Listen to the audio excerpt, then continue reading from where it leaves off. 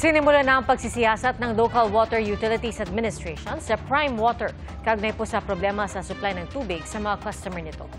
Saksi, si Mariz Umal. Sabi ng Malacanang, nagsimula na ang investigasyon ng Local Water Utilities Administration sa water utility company na Prime Water. Unang-unang umiiyak po ay Bulacan, Cavite, Laguna, Bohol, Pangasinan. Hindi lamang po yan, marami pa pong iba.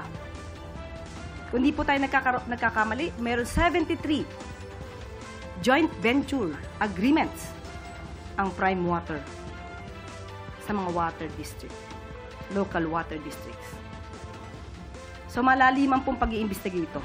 Ayon sa luwa, hindi bababa sa 20 hanggang 30 reklamo raw ang natatanggap nila kada araw mula sa mga Prime Water customers. Pinakamarami mula sa Bulacan. Usually, lack of water, walang tubig, mahina yung pressure, may amoy yung tubig nila. Or minsan talagang lack of water for days. So yun ang mga issues na tinutugunan namin.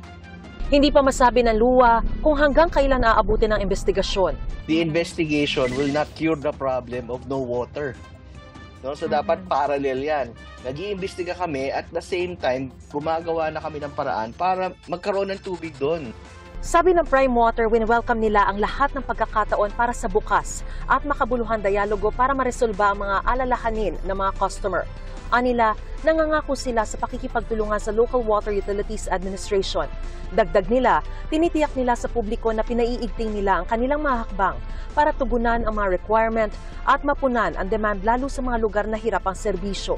Sabi pa nila nananatili silang committed sa pagtupad ng kanilang mga obligasyon sa kanilang mga partner para maihatid ang mga pangmatagalang improvement na kailangan para sa stable, maaasahan at pangmatagalang tubig gripo sa kanilang mga sineserbisyohan.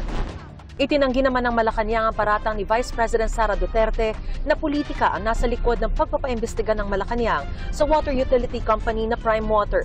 She will always use that excuse or defense of pamumulitika without really answering or responding directly to the issues.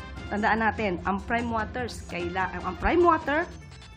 anuman naging transaksyon nito, dahil umiiyak ang karamihan, dapat po talagang maimbestigahan. So wala pong pamumulitika ito.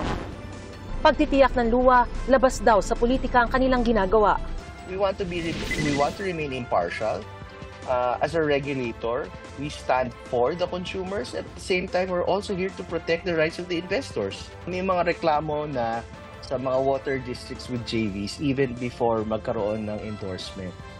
So we have to take into consideration na matagal nang may clamor na tingnan thoroughly. Para sa GMA Integrated News, Mariz Umali ang inyo, Saksi. Mga kapuso, maging una sa Saksi. Mag-subscribe sa GMA Integrated News sa YouTube para sa iba't ibang balita.